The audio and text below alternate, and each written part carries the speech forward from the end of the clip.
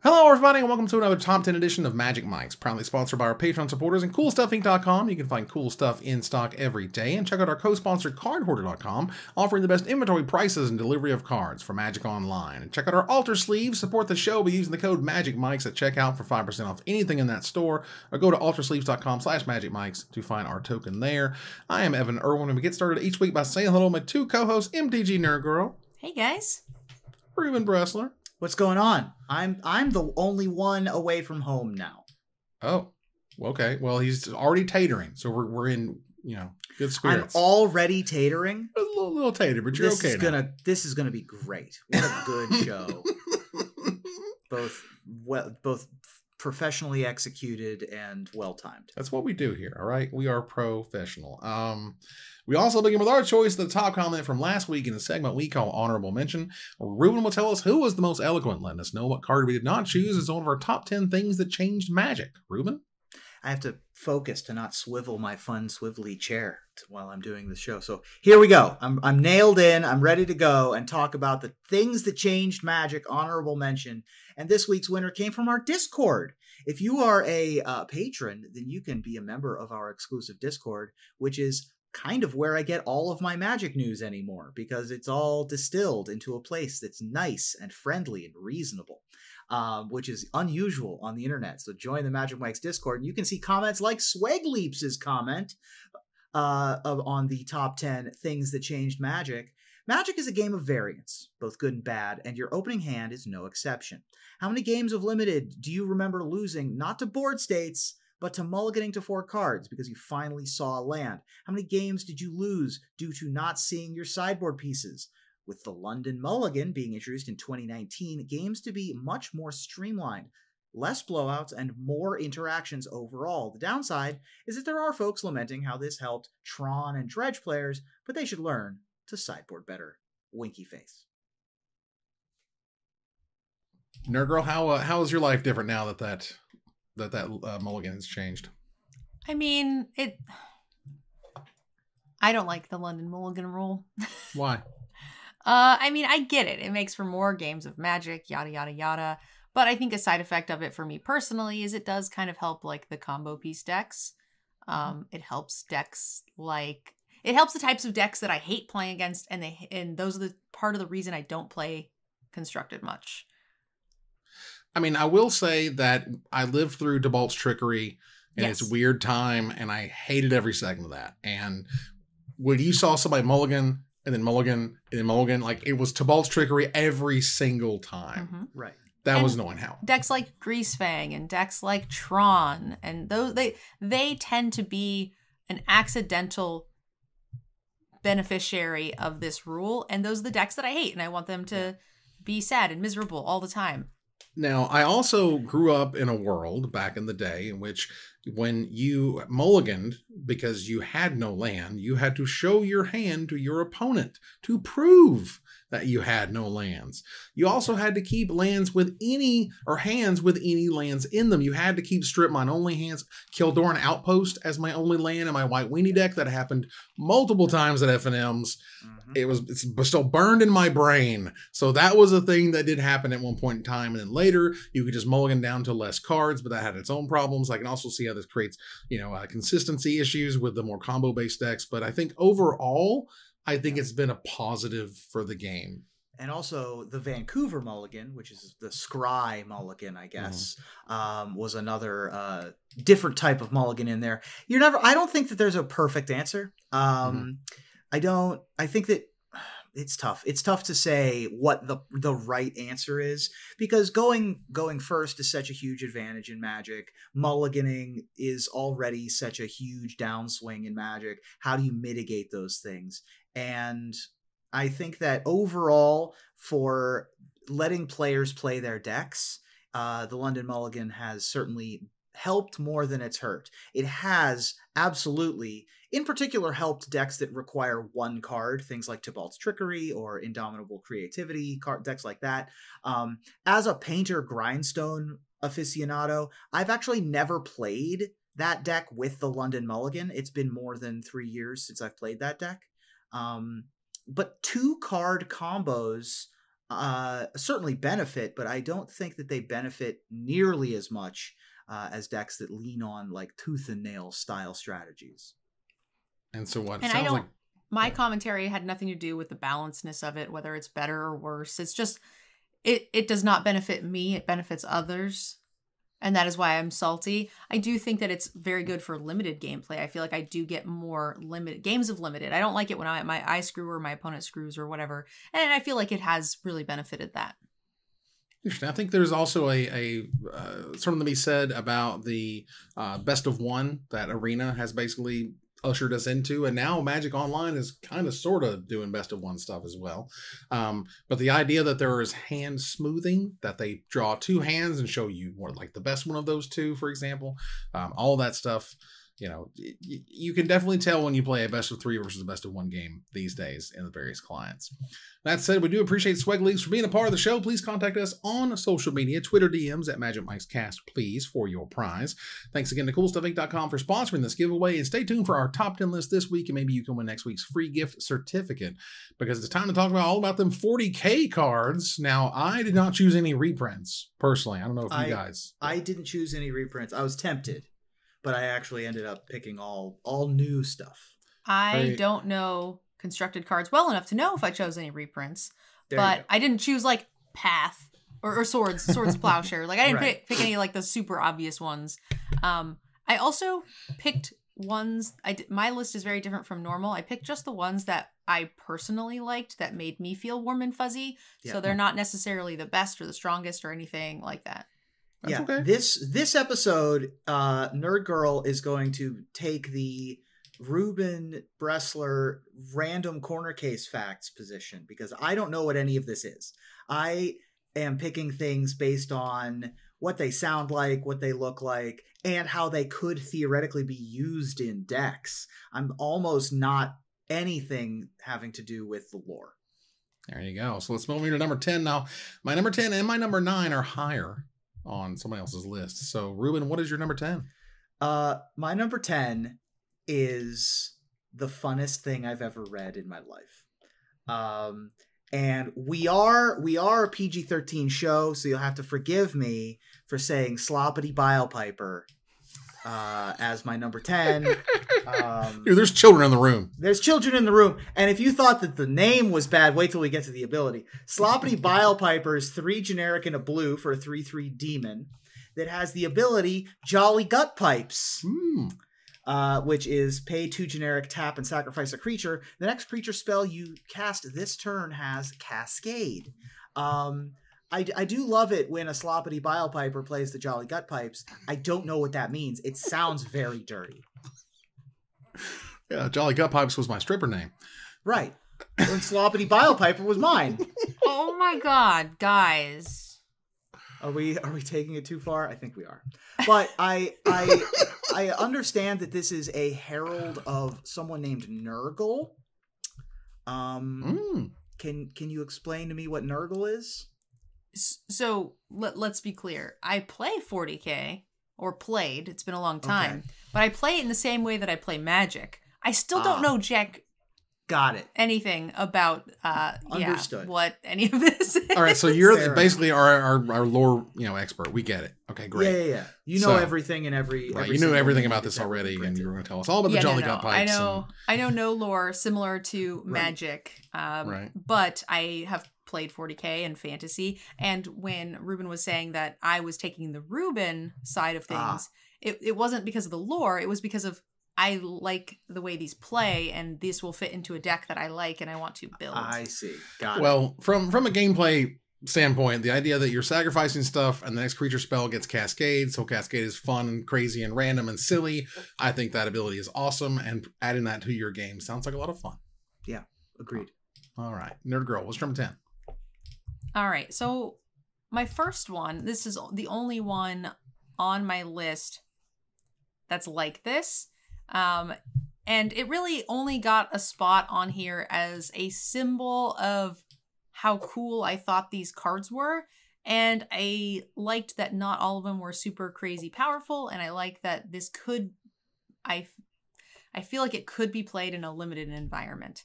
And this is the card that sort of I liked the most that symbolized limited, and I wish that we could somehow get these into some sort of pack or sealed or draft. It would be super sweet. We've got Primaris Chaplain. We have a 2 colorless white and a black for a 3/3 cleric with battle cry. And then it says whenever the chaplain attacks, it gains indestructible till end of turn. So it's just an uncommon, but it's like super simple. It's like a build around piece that I could see getting very excited to pick up and play in a draft. So I think that the cards are really cool. I don't think that they really like filled it in with a bunch of like other random stuff that wasn't super neat. And it feels like a complete set to me, even though they are just precons. Yeah. Absolutely. I think that this card feels a lot like a signal pest to me, where you're attacking so that it pumps the rest of your team, and you're not terribly worried about it dying in combat. It's there so that the rest of your team gets the benefit. And that's a very good limited card for sure. Yeah, them adding like sort of, it didn't feel sort of haphazard because you can clearly see there's flavor involved with this being a battle cry card and doing the battle cry stuff. And I'm sure in the lore, this makes all the sense in the world. But I think it's really cool that white-black can lean into both pumps the whole team and stuff while also being, hey, it's indestructible and it's hard to get rid of. You know, you give -6/-6. So let's move on here to number 9. Again, mine is higher on somebody else's list, but that's okay because it's awesome. Ruben, it's number 9. I also have some hires. The 2 hires that I have are number 9 and number 8. Nerd Girl, do you have a number 9? I sure do. I don't think I have any hires, so we should be good. Sweet. So this is an interesting card. I was surprised to see this mechanic in the set, and it's in the colors that I like. It was a very intriguing card to me. I'm just not really sure what to think about it, and the design in the set in all of these packs seem to be or in these decks seem to be very unique in their own way, which I found very cool.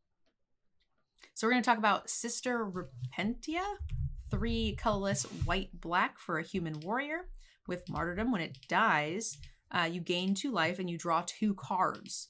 Holy smokes. It is a 5/1 and it has Miracle for 1 white and a black. So you can play it at an extremely discounted rate if you can reveal it and draw it off the top of your deck. And yeah, it's just great value. I mean, it dies super easily, but that's totally fine. So a unique kind of weird card with a mechanic I wasn't expecting to see.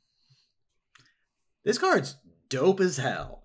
Black white in Commander is oftentimes an aristocrat strategy where you actively want your creatures to die.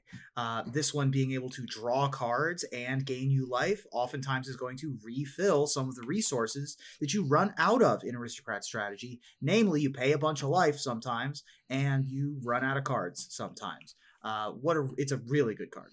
Oh, this card's sweet. I was not expecting Miracle. Like when I was going through the set, I was like, whoa, they've got Miracle cards. Whoa, they got Miracle creatures. Like, that's wild. And these cards are all super dope. And there's one we'll talk about in a little while that I'm also very, very excited about. But the idea that you can regrow, replay, put on top of your library type stuff and really manipulate that to me sounds awesome. If I have a Phyrexian Reclamation in my deck and this card is in my graveyard, then I'm living my best life, and that's all I want out of anything. As you should. So let's move on here to our number 8. I finally have one. Yay. This card is dope, and I like it. I like it because, anything that would say to me, this is a different way to use these colors. This is a different way to build a commander deck. This is a commander deck that I haven't heard anyone sort of explain or show a deck tech for already. And I've seen a lot of people who were very excited about building around this card in particular. Gearson Starn Kellermorph. This guy has a red, a blue, and a generic mana for a 3/2 rare legendary Tyrannid human with ward of 2 generic mana. And it has 3 auto stubs. That's the name of the ability. Whenever another source you control deals exactly 1 damage to a permanent or player, Gearson Starn Kellermorph deals 2 damage to that permanent or player. So get your Timmies, get your pingies out. Yeah. Let's do some pings, and let's go nuts with Gearson. That sounds awesome. This was literally my number 9. Nice. We finally have the Prodigal Sorcerer ping commander. Mm-hmm. You get to turn all of your Prodigal Pyromancers, your Maw Cores, all that good stuff into a deck together. It didn't really have a deck to go into. You had you had your generic blue-red commanders. You had a couple of more flavorful things, but this is designed for that strategy. Right. I love anytime you ping people to death. I like milling people and pinging them to death. Slow and painful, where you like just kind of put a clock on people. Those are my favorite ways to win games. Like this plus is it Staticaster? Like yeah, it has to be just absolutely terrific. Well, this is Pyrohemia would be great with this card if you had some way to protect your storm, your Gryson Storm. Yeah, give him protection or something, or give him protection from red, and just keep this guy around forever. Yeah, there you go. Nerd Girl, what's number 8? All right, so my number 8, again, another card that I put on the list because of selfish reasons. When I saw this, I was like, oh, this is sweet for a deck I'm literally building right now. So I'm pretty excited to see it. I'm gonna pick up a version of it for my new deck. And again, my list today is totally selfish. So we're going to talk about Lord of Change. This is a 7 mana, 6 colorless and a blue for a demon 6/6. It's got flying and ward 3. And when it enters the battlefield, you draw 3 cards. And I am currently working on a Yannette deck. And what Yannette does is whenever it attacks, it's a flyer. It brings some, you look at the top card of your deck. If it has an odd CMC, you just cast it. Mm-hmm. So this is just going to come into play for free, and then the rest of the deck like manipulates what you can put on top of your deck. You can put things from your hand back on top of your deck, things like that. So this card is super cool. It's going to make a huge splash when it comes into the battlefield, and my deck is full of things that are going to cheat it into play, and it's going to be great. I mean, this was my number 10. I am a simple man. I see a creature. It's a giant flying monster. It's drawing me 3 cards. Like, just sign me up. I'm already good. Yeah. Don't have to sell me anymore. And single blue mana is pretty relevant. There are a lot of ways to reduce colorless mana in a number of different ways. There's several Grixis commanders, but the one I'm thinking of is if you have like a Rakdos Lord of Riots in play, this is 1 blue mana a lot of the time. There's a lot of ways to get this out. But it's also just fine as a 7/7 for 6 mana or 6/6 for 7 mana. Right, flying monster. That does a thing, and the thing is draw 3 cards. The thing is Ancestral Recall? Yeah. Let's go. It's like Runescarred Demon, right? Runescarred Demon is a 6/6 for 7 that demonic tutors. This is a 6/6 for 7 that recalls. Being a simple man is a good choice in this particular circumstance. Very nice. Let's move on here. Or a simple person. Fair enough. Number 7. Ruben, what you got? My number 7 is another card that I feel like I just like this card. I think that this card is extremely powerful, does some interesting, does something that nothing currently does, and that is Sister Hospitaller. Sister Hospitaller is a 6 mana 3/2 human cleric with Medicus Ministorum. Medicus Ministorum. When Sister Hospitaller enters the battlefield, return target creature card from your graveyard to the battlefield. You gain life equal to its mana value. That's a lot. You could probably gain 15 life if you really wanted to, or you could just gain 8 life and reanimate a Gristlebrand, or you could just, gain 5 and get another activation off your Niv Mizzet. There's some crazy stuff to do here, and the 5 life or the 10 life or whatever you're getting back. It isn't being lost. A lot of these reanimation effects, they'll tell you that you lose that life. The Sister gives that back to you. Yeah. Life gain, reanimation, what's not to like? I mean, the cool, what I like about some of these cards is, and particularly like any sort of, Eternal product, Commander, whatever, is that there is no sort of brakes on the train, right? There is no, you have to cast it. You know what I mean? Getting this back with Revelark triggers it and can get you the Revelark into play, right? Can't get this creature back with Revelark. What isn't it? Toughness or 2 or less? It's power 2 or less. Power of 2 or less. That's my problem. I was thinking of a different one. Either way, the idea that there's no, whenever it enters the battlefield, it triggers, right? Not from your hand, not from any other zone. It doesn't have some weird thing. It doesn't exile the creature if it were to die. All that different stuff that they put on there to stop cards from being really dumb. Not here. That's what I like about it. Simple, easy. It's great. Simple, easy, and powerful. Nerd Girl, what's number 7? All right, my number 7 is another card that I thought was a pretty sweet build around, but I actually thought it was kind of interesting because it itself is not a legendary. And I noticed that in these types of decks, especially when they're creating product like more for Commander, that everything just kind of happens to be a legendary, whether that's in a full-blown set or in a pre-con when they're designing new cards. And it is a very build-aroundy card, so it's really interesting to me that it is not. So we're going to talk about Winged Hive Tyrant, 3 colorless, blue and a red, for a creature type Tyrannid, flying haste 4/4 with Will of the Hive Mind. Other creatures you control with a counter on them have flying and haste. This is quite powerful. I feel like 5 mana for a 4/4 flying with haste as is, you know, a mana and a half below rate on its own, but then its ability is insanely powerful and it takes effect right away. You already have a board built up. Now all of a sudden all your stuff's flying and they're dead. Right. everything needs counters. You need to proliferate would be fun with this. You know, this is the card that you slap and you just turn and someone leaves the game. Like, that's how that goes. 5 mana, 4/4 flying haste is dragon stats. Every 4/4 for 5 with flying and haste is worth looking at. You know, not just for its own ability, but that's just solid as is. I mean, they don't always make the cut in standard. Hypersonic Dragon isn't the best thing ever, but most of them have some amount of time in the sun, and if they have an effect beyond just attacking for 4 when they enter the battlefield, they almost always do. And this has an effect the turn it enters the battlefield. It makes all of your previously played, you know, spore colonies and anything with a shield counter on it, anything that's been with riot, you know, those are unblockable now. Yeah, any of that stuff comes through in the clutch. Not to mention that if you get to untap with it, the next turn everything else also has haste. So yeah, Winghive Tyrant is very, very, very powerful.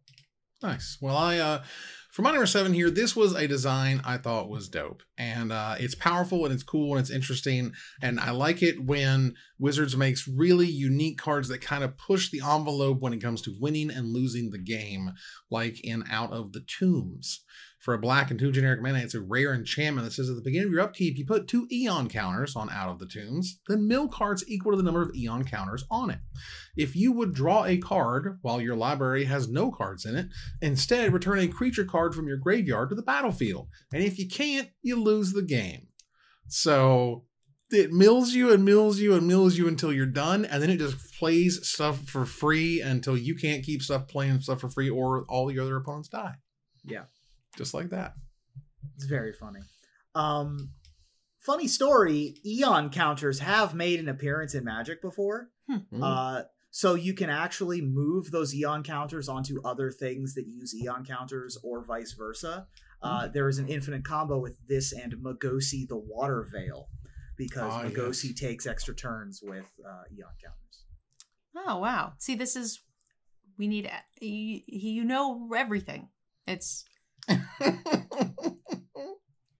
This is why we don't need him for the, like, what's changed in Magic top 10. We need him for the Fuzzy Bunny top 10s. Right. Fuzzy Bunnies plus Out of Tombs. This is the Fuzzy Bunny top 10, yes. Plus Eon counters. Well, Eon counters are sweet and I like it, so. It's very good.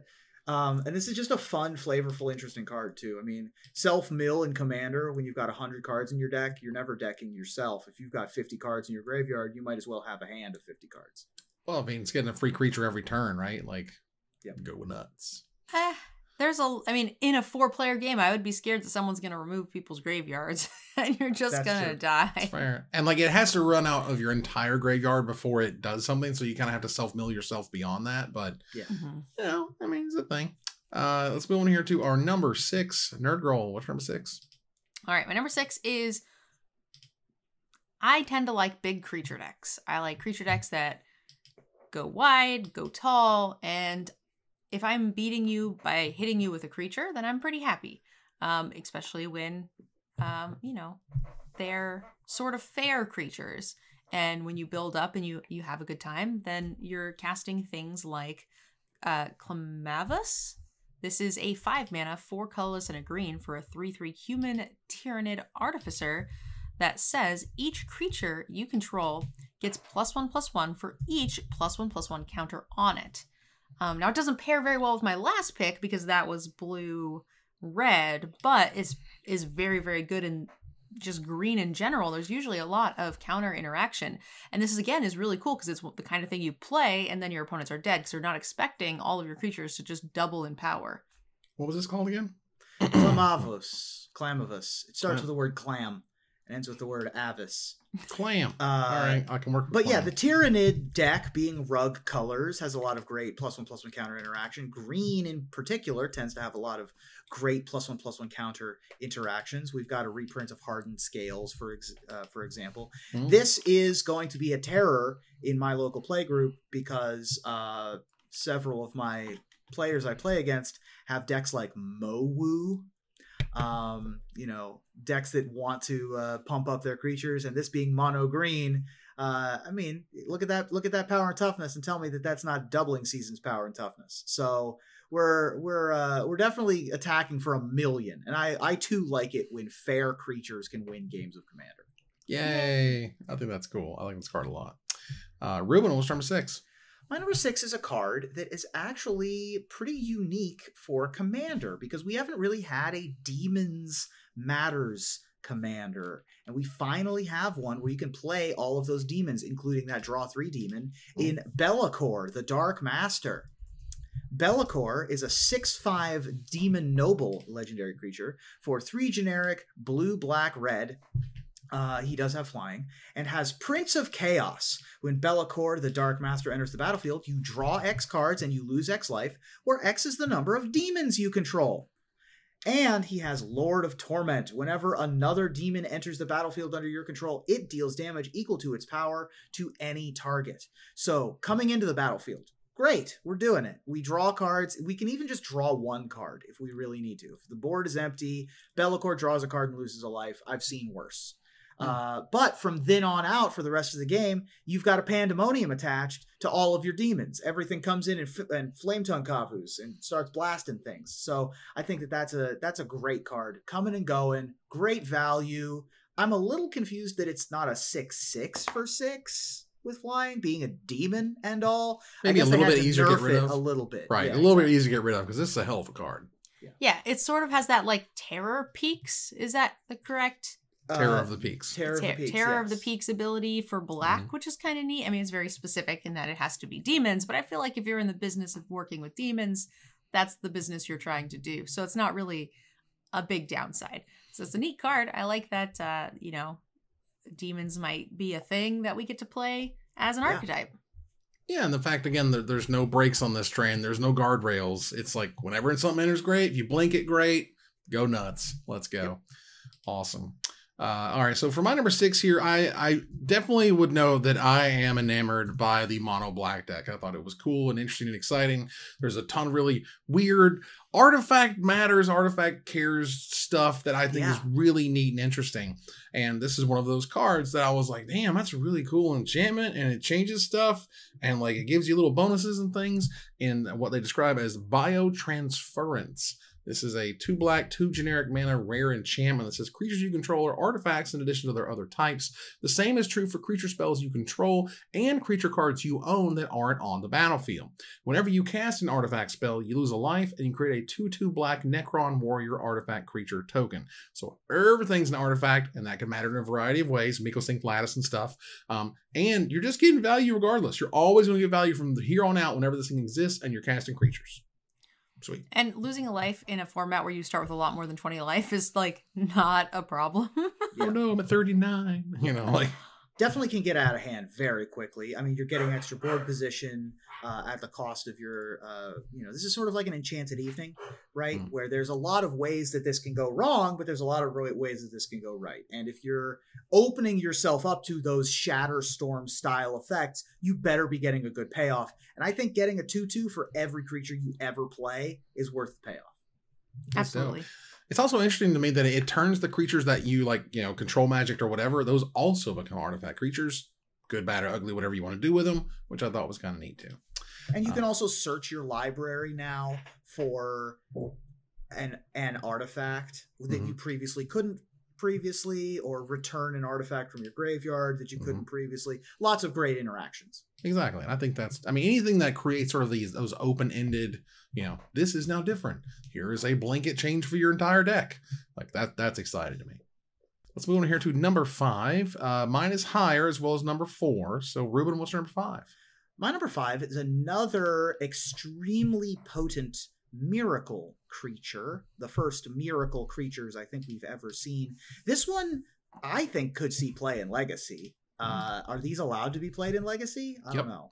They are? Yeah, well, the Triumph of St. Catherine is playable in Legacy. Number 9. Yeah. 4 generic and a white for a 5/5 human warrior with lifelink. So base rate, you're getting a 5/5 for 5 with lifelink. It also has Miracle of a colorless or a generic and a white.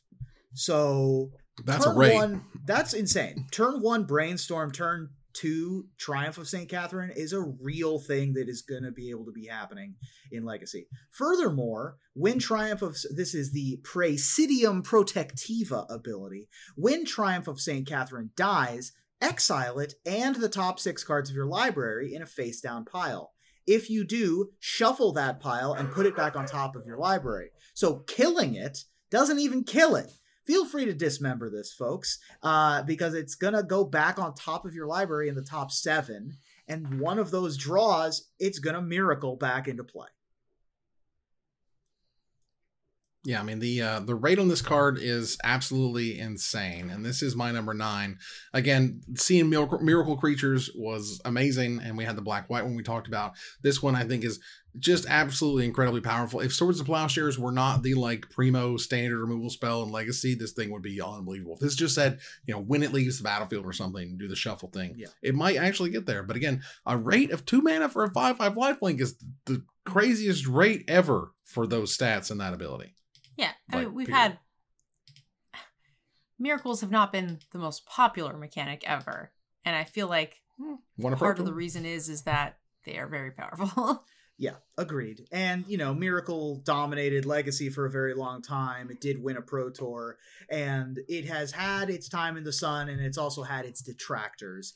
I think that Miracle and Commander is significantly less objectionable. A 5/5 for 2 is going to be less objectionable even in Legacy.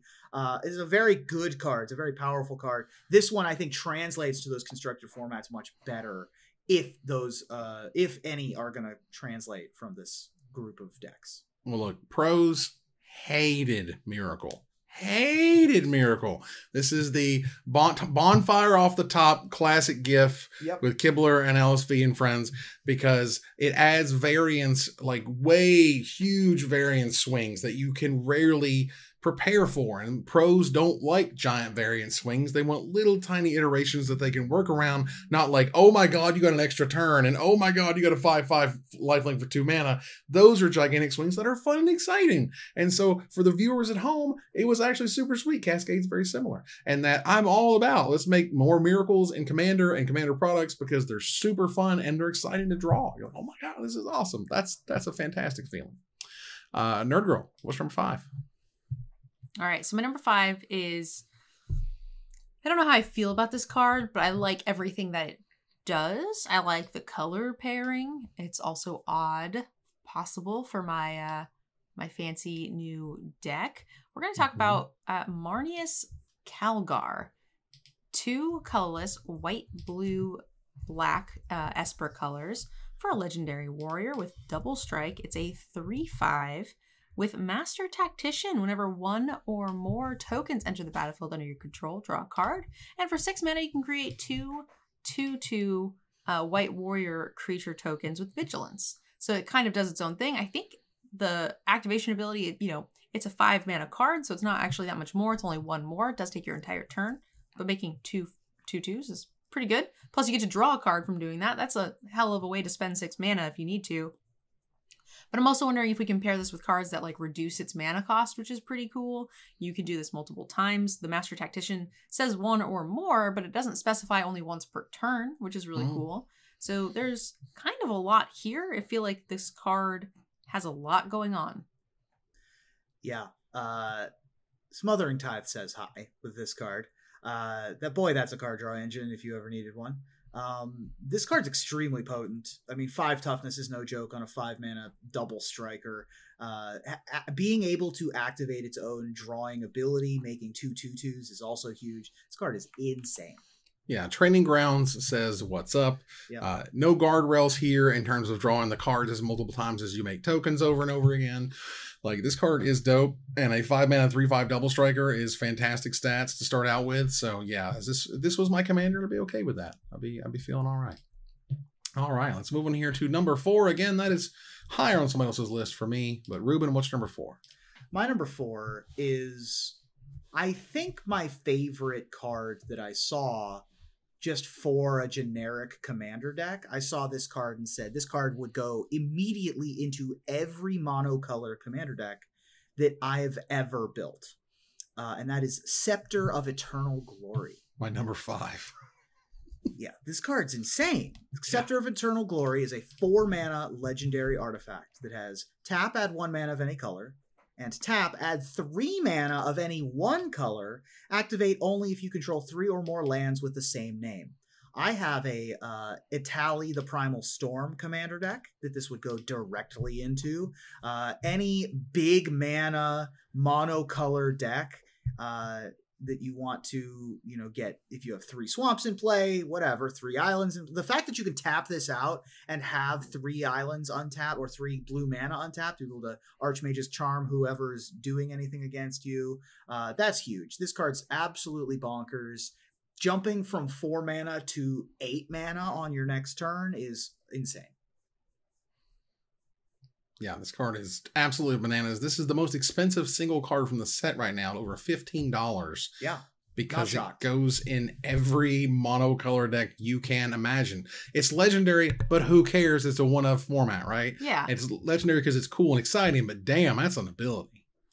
Yeah. So I'm actually a little surprised at this. The most expensive card in any of the decks is only $15 right now? Right now. Wow. Now, note, the prices for the Surge foils have not yet shown up. And those are all a big question mark. So, non-foil, non-Surge foil version, yeah, this is the most expensive single. I'm kind of surprised at that, given that, the decks are pretty hard to come by. Oh, these are eternal playable. People might want a full playset of them, of specific cards. I thought the prices would have been a little higher. It's interesting. Well, it's also the release, weekend, basically. Yeah. So, may not have caught up yet. This will be the weekend where prices are the lowest. The ceiling on this card is astronomically high because it's a colorless way to get extra mana. Right. 4 is a huge number in Commander in terms of mana cost because a lot of people play things like Arcane Signet. So playing this on turn 3 is pretty reasonable. Also Soul Ring on turn 1. This on turn 2 is... Yeah, I think, if... Mana. Yeah, we're recording this right now in October 2022. If dear listeners happen to be listening to this many years from now, this being $15 is probably a gigantic joke. This to me feels like a card that goes to $40+. It's going to be very difficult for them to reprint because it's in the Warhammer universe. They're going to have to make a different version of it, which means you're then going to have 2 different versions of it. Scepter of Eternal Glory is a name that is more reasonable to print in a regular old set. It is. Than just Tyrannid Explorer or whatever. I agree. Now, can they do that? Because it's tied to the Warhammer thing? I don't know. But I'll be damned if this is not going to be an extremely expensive card one day. I am certain of that. And again, that was my number 5. It's Ruben's number 4. Nerd Girl, what's your number 4? So my number 4 is another card that, again, really struck me sort of like my number 5 there. It's a hell of a build around. It is a legendary creature, so you can make this into your commander. Plus, I've always really kind of liked Tamer, whether that be in draft or constructed. It makes for some really nice creature-based tempo mid-range decks usually, and I always think that's really cool. So we're going to talk about Magus Lucia Kane for 1 white, green, blue, and a red, 4 mana for a human Tyrannid wizard.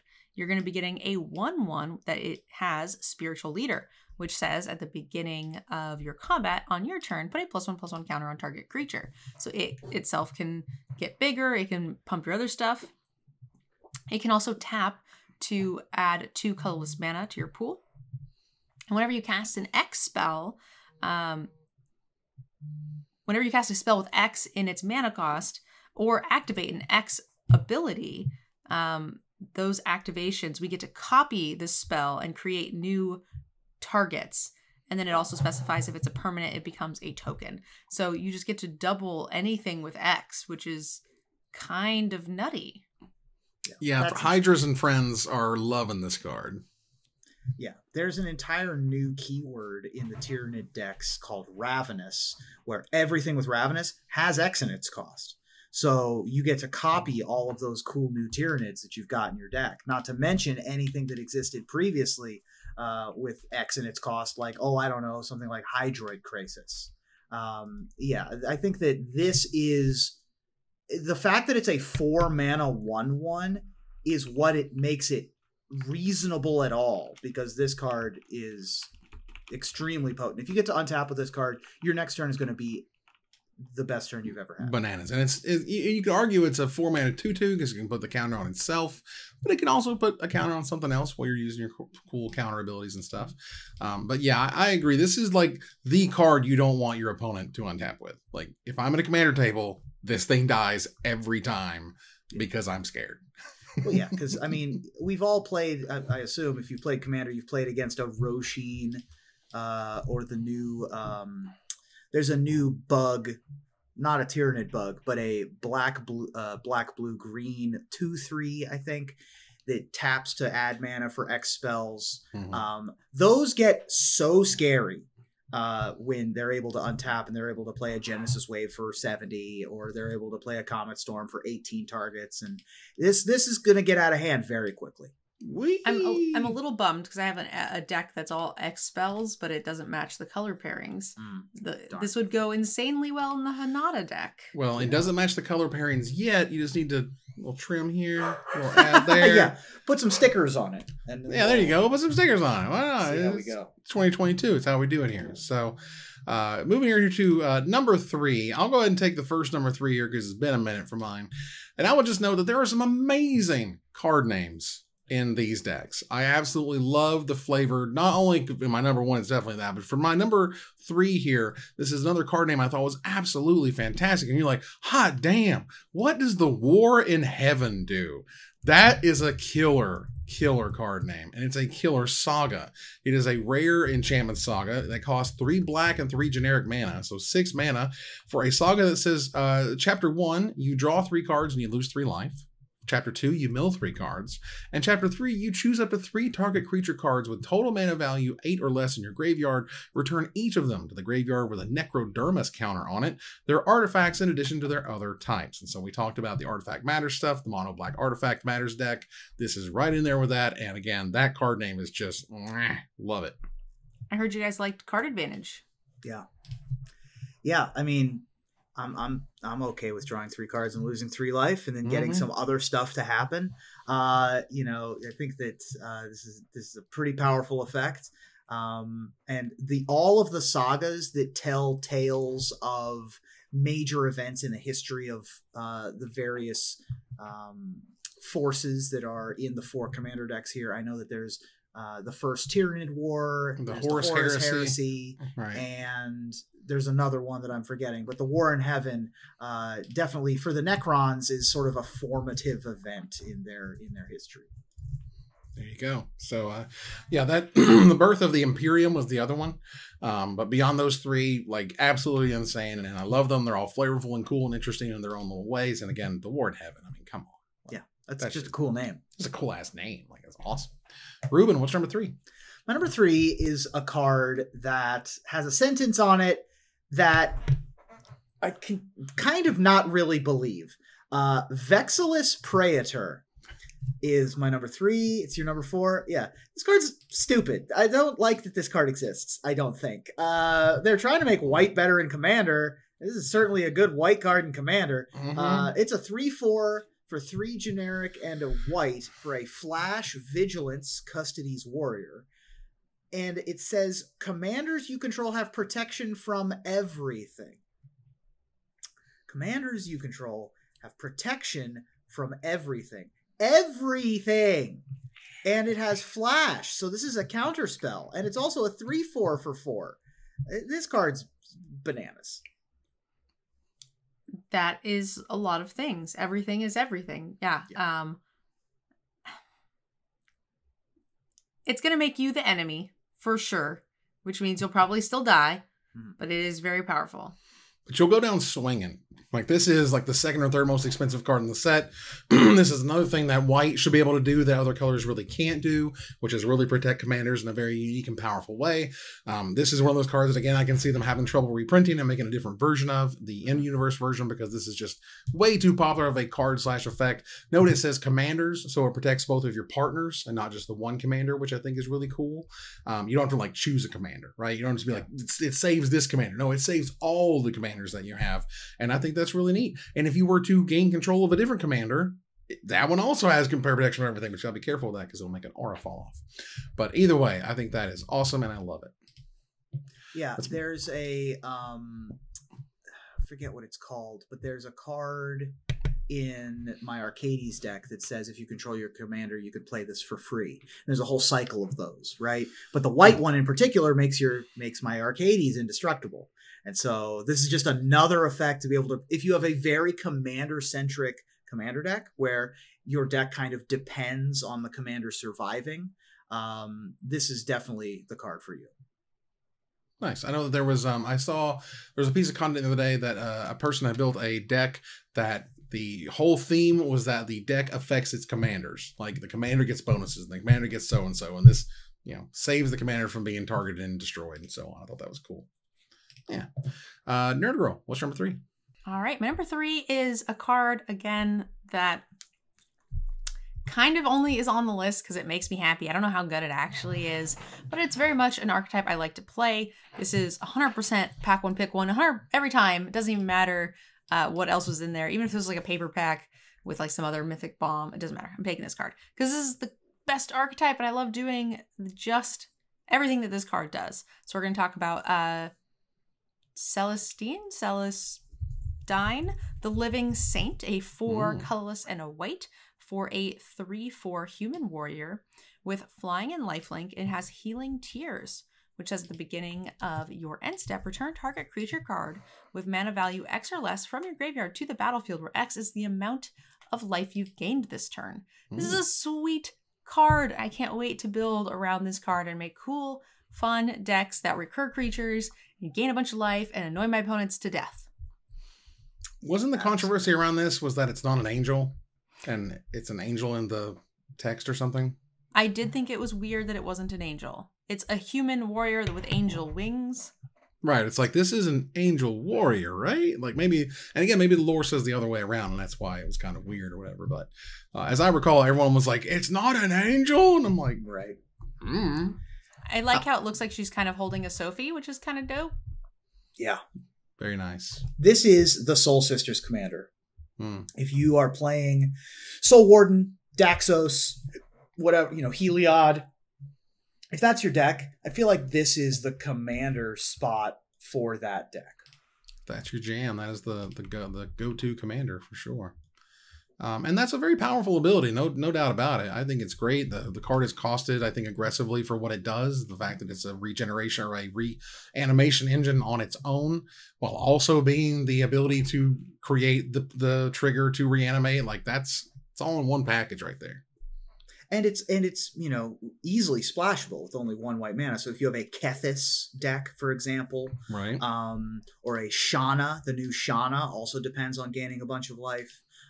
This can easily go in the top end of one of those other decks. Nice. All right, let's move here to number 2. Nerd Girl, what is your number 2? Oh man, back to back for me. Back to back because, well, I'll tell you here in a minute, but yeah. All right, so again, another one that's sort of in my colors and does a lot of things that I really like it to do. Also, I think this card is just awesome. For some reason, this Esper deck just really spoke to me. So we're going to talk about Inquisitor Greyfax. One colorless white, blue, black for a legendary human Inquisitor. It has vigilance. And it has unquestionable wisdom, which says other creatures you control get +1/+0 and have vigilance. Yes, please. It also has hunt for heresy. You can pay 1, tap it, and you can tap target creature and opponent controls and investigate. Ooh, for 1 mana, and you just tap this thing, and you get to create a clue token plus just brick them for their attack steps, or just tap down their creature so you can continue to attack. All your creatures attack very freely and hit very hard. This card is insane. I love it. Card's dope.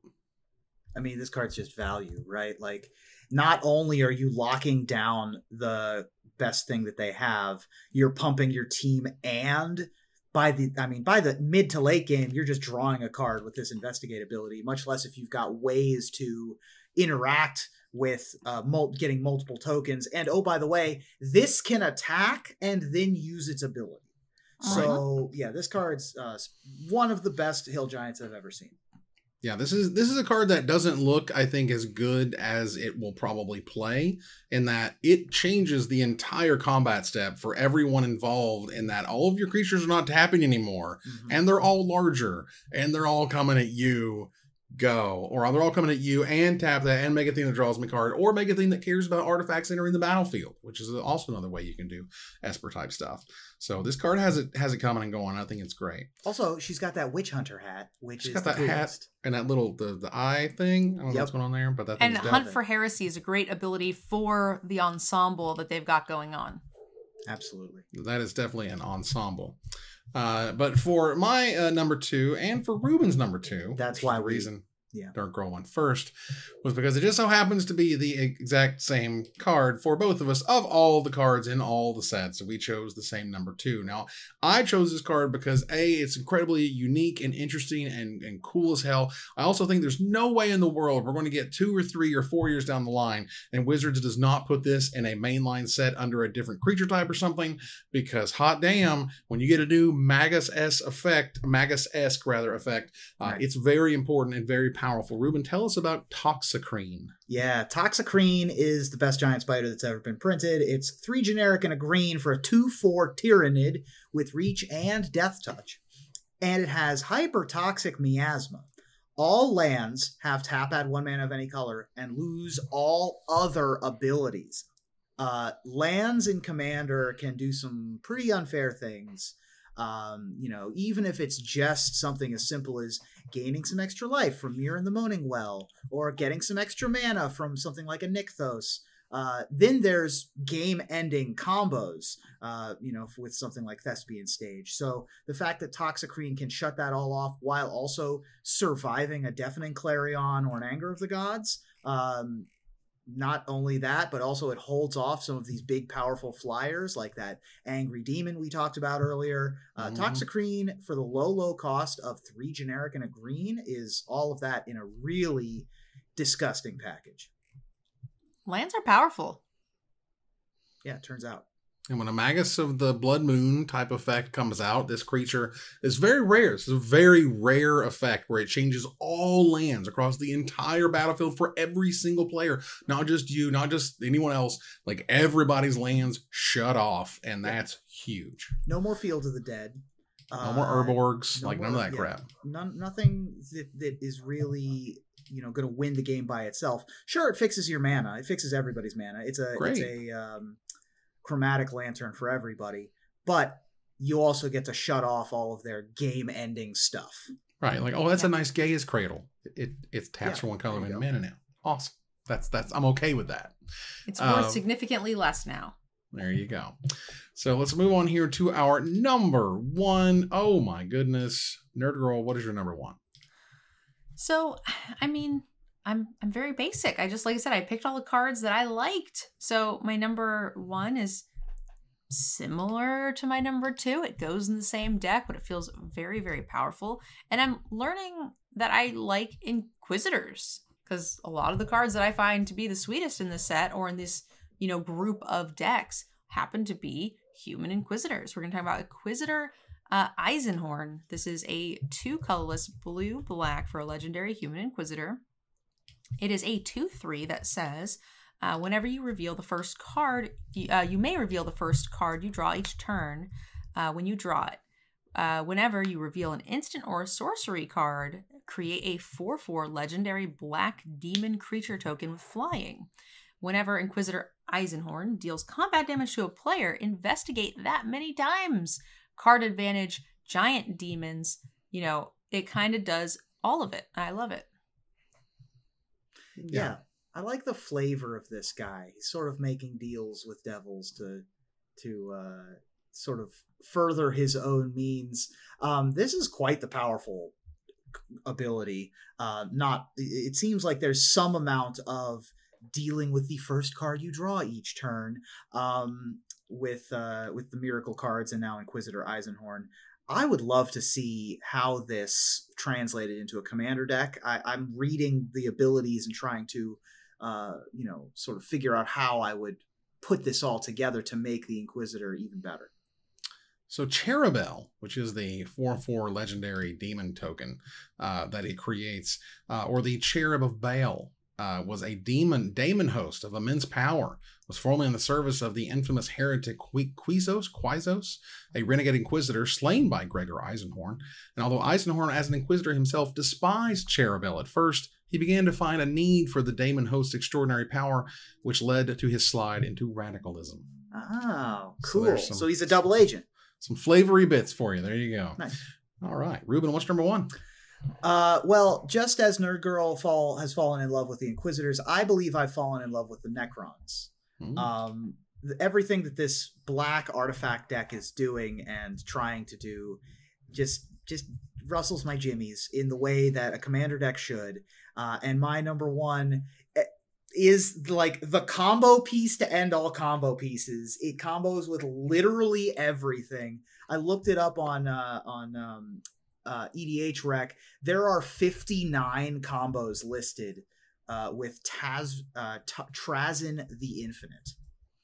Oh boy. Trazyn the Infinite is a 6-mana 4/6. So for 4 generic black, you get a legendary artifact creature Necron. It's a 4/6 and it has Death Touch and it has Prismatic Gallery. As long as Trazyn the Infinite is on the battlefield, it has all activated abilities of all artifacts in your graveyard. I mean, come on, what's not to love, right? Like if you've got a Mesmeric Orb and a Basalt Monolith in your graveyard, everybody mills everything. If you've got a Bolas's Citadel in your graveyard, you can just play your whole deck and gain 1,000,000 life. Like the things that you can do with Trazyn are seemingly limitless. Yeah, getting to the power level on all these cards just seems so outrageous to me. Yeah.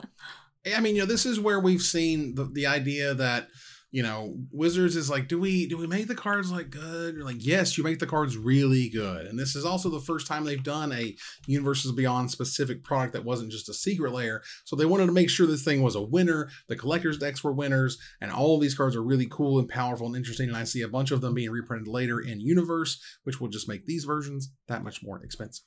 The easiest infinite combo with Trazyn the Infinite has to do with Staff of Domination and literally anything that taps for more than 1. Like literally stone anything. Yeah, if you have Soul Basalt Monolith, Soul Ring, doesn't really matter. Any of that, and you get infinite mana. And then from there, you have a Staff of Domination, so you just go to town.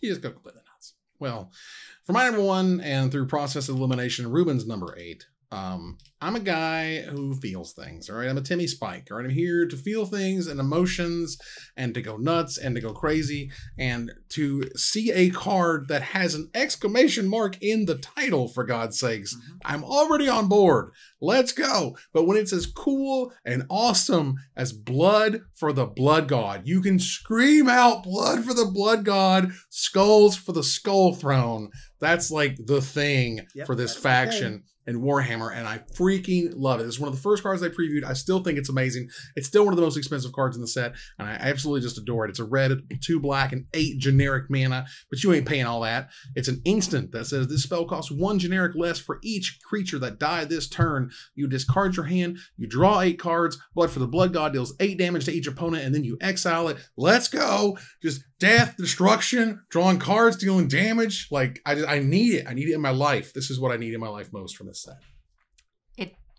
I read that card and I almost put it on my list, but like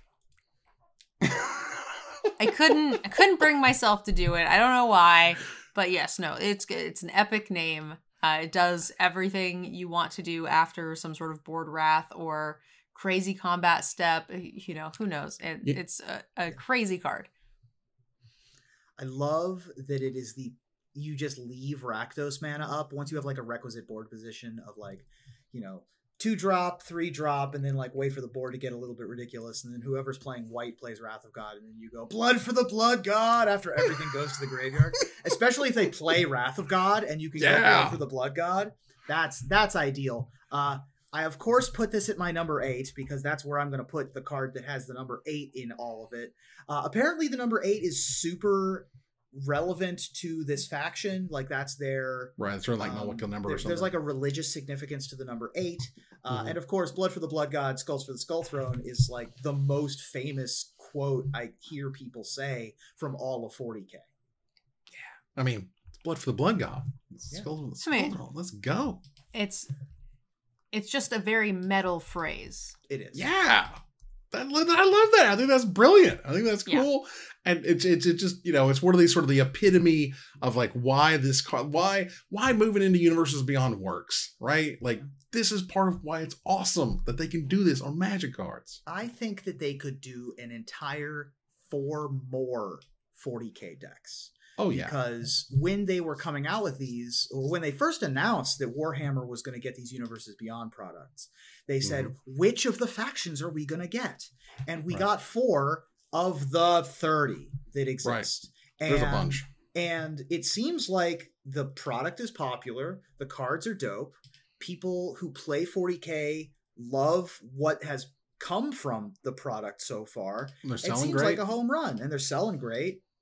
So I would not be opposed to another run of 40K. I agree. I mean, it is kind of the feel bads for the people who love 40K and didn't get any representation in this. Because the only complaint I heard going into this was like, where is X? Who likes Tyranids anyway? And I just want to say, I love Tyranids. So, like, you can't have what you want without taking what I want. And then, then everybody's unhappy except for very few people. So I do think it would be pretty sweet to get another cycle of these, especially if they design them in such a way that we're expanding it, sort of like a game expansion, a board game thing where they can then clash. Like, I don't want them to outclass each other, if that makes sense. Mm-hmm. Yeah, they should be on a nice high power level, but not overly outdoing one another. What I would note is that if this is the strength and the flavor and the coolness of Warhammer 40K, the Lord of the Rings set is going to be unbelievable. If they come at the Lord of the Rings set with the love, care, and attention that it seems they came at the 40K set with, because I've heard no complaints. I've heard nothing but 10 out of 10. I have no notes on the 4 factions that we did get. It seems like they really did their research. They really put in a lot of love and attention into this. And so going forward with, Lord of the Rings, and then even past that with when we get like the Assassin's Creed stuff in the future, I think it says nothing but good things. I don't know that because you were saying that based on this, you think that set's going to be completely jacked, but it's not it's a full set though, right? But it's not the first time they've ever done that. It is. And every time they do something for the first time, I agree it'll probably be good, but I don't think it's going to be like this kind of good, right? Because we still have to then do it in standard. Yeah. And there's a lot of repercussions to banning 2/3 of the set, which we don't want to go and do. So let's go ahead and throw this out right now. Right now. October 2022, at least one card from the Lord of the Rings set will be banned in one format or other. And I don't know which one. Maybe it's standard, maybe it's command or something. I don't know, but I'm just going to throw it out there. Okay. There you go. So if it's a standard legal set, I'm going to hope that the Ring of Power is the one that gets banned. Please make it stupid. Please make it stupid good.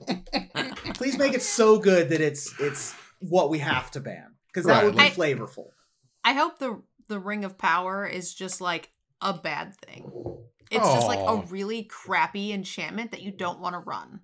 But that would suck. Or though. it's like, no one wants that. It's like the Jinxed Idol. It's like you have to give it to your opponent to do things. Right. Yeah, something like that. Or like target creature cannot be blocked because it kind of makes you like invisible sometimes, right? Alright. So when you equip it, a creature can't be blocked, but it gets like -2/-2 because it's going crazy. Okay. Like, so Or maybe- something weird like that would be like cool Yeah, if they sure. don't just like go hard on it, but they make it super flavorful. I'd be into that.